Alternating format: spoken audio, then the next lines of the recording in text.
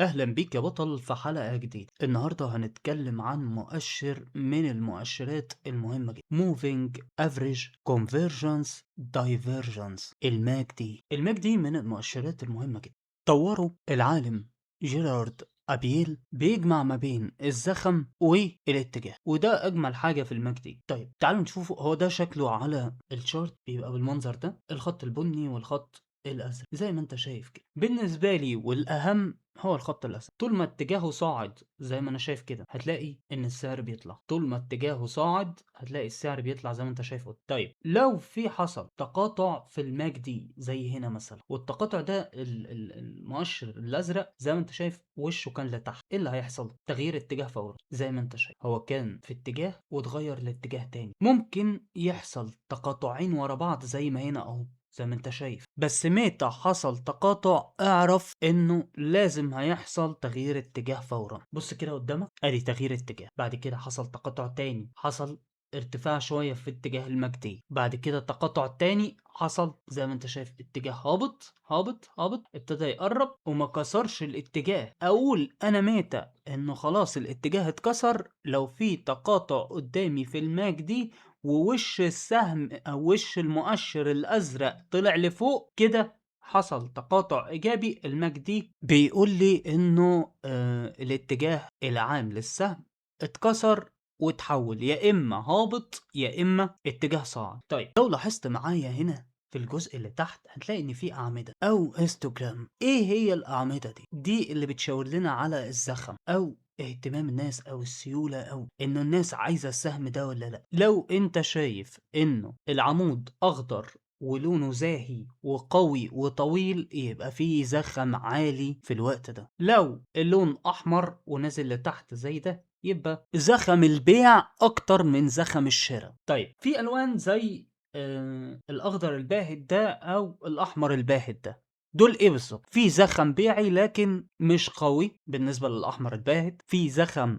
شرائي لكن مش قوي بالنسبه للاخضر الباهت. مؤشر الزخم بيساعدني اعرف هل قوه الاتجاه ده هتستمر ولا خلاص كده هتقف. لو لقيت انه الاعمده ابتدى لونها يبهت اعرف ان الاتجاه اللي انت فيه ابتدى يضعف، اذا كان اتجاه هابط او اتجاه صاعد. طيب في حاجه مهمه جدا اقدر اعرفها من المجدي، وهي ايه؟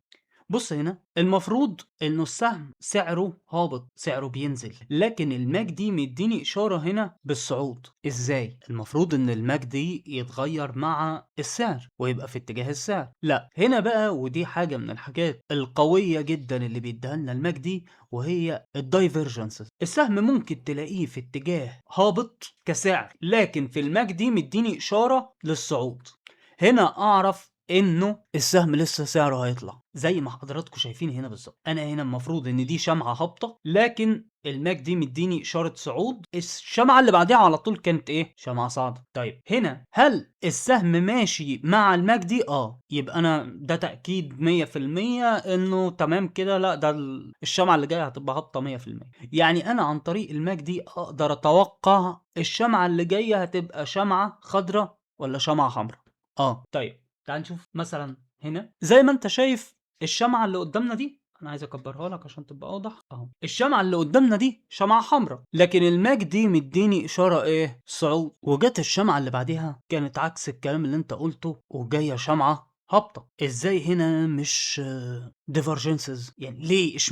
اشمعنى دي مش دايفرجنس؟ هقول. اولا مؤشر الماك دي ما ينفعش تقراه لوحده، لازم تدمج ما بين الماك دي والار اس اي. تعالى كده نشوف هنا في الشمعة اللي انت بتتكلم عليها، هتلاقي بص الار اس اي مديني ايه؟ اشارة هبوط. الماك دي لسه ما سمعتش فيه اشارة الهبوط. عشان اقدر احدد اتجاه الشمعة اللي بعد كده ما ينفعش اعتمد على مؤشر واحد، لازم اخلط ما بين مؤشرين. زي ما انت شفت مؤشر الماك دي هنا ممكن يخدعني، لكن ااكد الاتجاه بان انا ابص على الار اس اي. الاتنين مع بعض هيدوني اتجاه السليم. طيب تعالوا نشوف حتة تاني. مثلا هنا الماك دي مديني اشارة هابطة، الار اس اي بيأكد الاشارة. تمام كده، عندنا شمعة هابطة. الشمعة اللي بعديها في اتجاه صاعد، اكدوا الار اس اي. زي ما انت شايف السهم متوجه للاعلى، تمام، وبيأكد ان الدنيا فيها صعود. لكن الماك دي ما ادانيش اشارة التأكيد،